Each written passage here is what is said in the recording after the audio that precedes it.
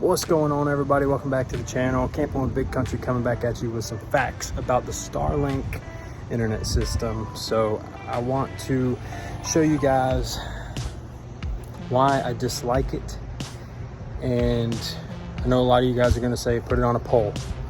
I'm going to tell you right now, a poll is not going to change my situation, and I will show you. So let's go take a look at my Starlink location, and then I'm going to show you guys the Starlink app and where it shows the obstructions are located per se.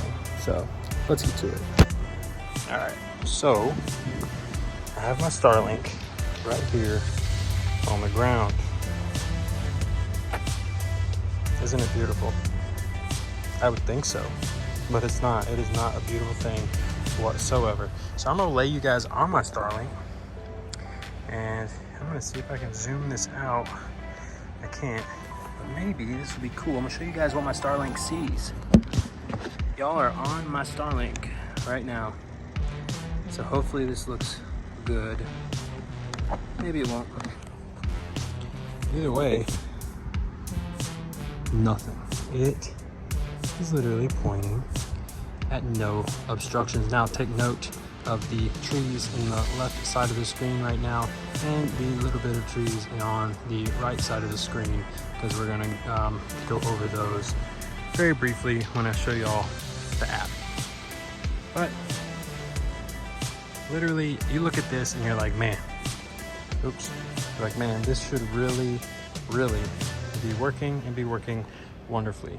But let's take a look at the app. All right, so I'm on my Starlink app, and you guys see it's online. I'm connected to my Starlink's Wi-Fi, and basically this is what it tells me: expect an interruption every 46 seconds.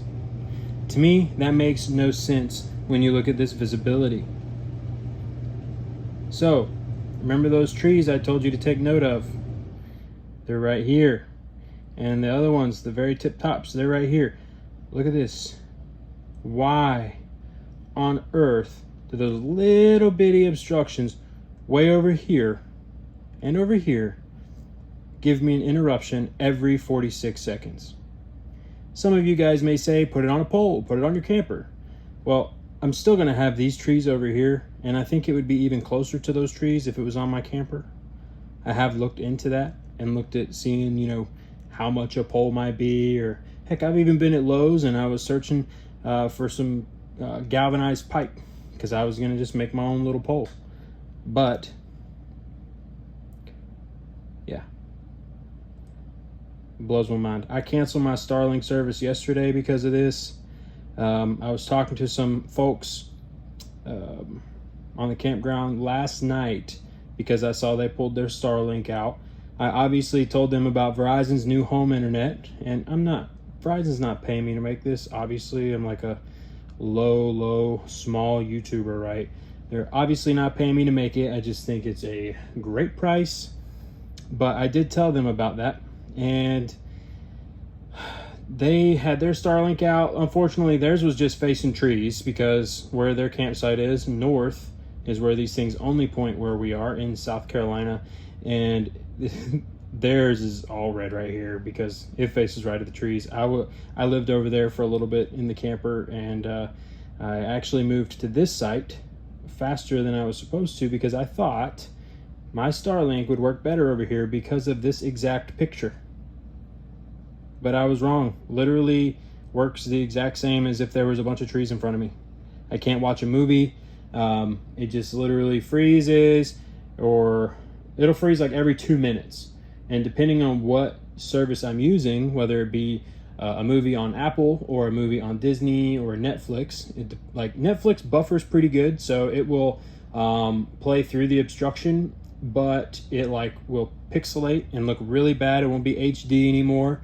But if I'm watching a movie off of Apple, say I buy a movie from the Apple store and I'm watching it, trying to stream it, it literally will freeze and not start back up every probably 2 to 3 minutes. It's just not bearable. And when I'm on my phone and I'm connected to Wi-Fi, all of a sudden Facebook will stop working or YouTube will stop working. And I just think people need to know, not that Starlink's bad, but they need to know that Starlink isn't everywhere yet, I believe. Once they get, expand their services, I think there'll be satellites over here, and the Starlink could face over here, or pick up a satellite that, is in the middle of all this blue. I just don't think they're there yet. And if you go to the East Coast, you may find this to be problematic. I don't think I'm the only person out there having this sort of issues.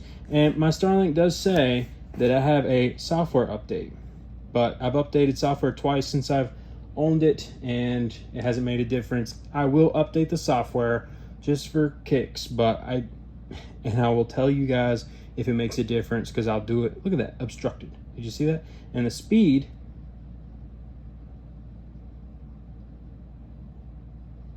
come on now.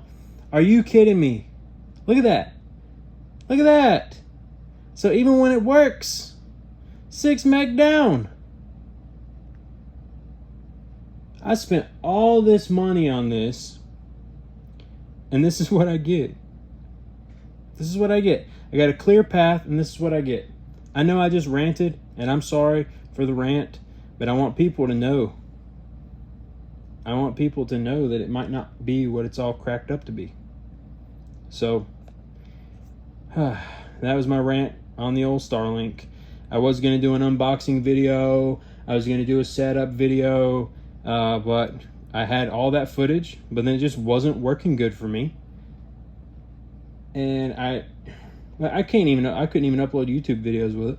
My Verizon box, I uploaded no problem. I uploaded that 7-minute video yesterday in I don't know, 5 minutes. I swear, it was super, super quick. But didn't even get to do a Starlink video like I thought I was going to, because it doesn't work. Anyways, guys, that was a long rant. I needed to get that off my chest. Starlink, the equipment, I believe, is over $800, and I can't return it for a refund. They'll only give me $200 if I return it within a year. So what I am going to do is stow it away and keep it for maybe, I don't know, if I'm in a place without good Verizon service, or a boondock somewhere and need internet, I could have my service turned back on for a month or so. I figure they'll do that if I, because we own the equipment. They don't pay for the equipment, we pay for it. So for it not to work was really a big bummer. If Verizon had given me this box and it didn't work good, I wouldn't have cared. I wouldn't have cared enough to make a video on it, because they gave me that box. You pay for the Starlink. Everybody online says it's going to be amazing, and it was just such a big disappointment for me. I was furious. I thought I did something wrong. I kept stowing and unstowing it, power cycling, software update. The list goes on and on and on and on and on. And I moved it, I cleaned it, just like nothing I ever did seemed to make a difference. And that's kind of a bummer, honestly. Well, I'm going to stop talking now. If you guys have even made it this far, I really appreciate you guys watching.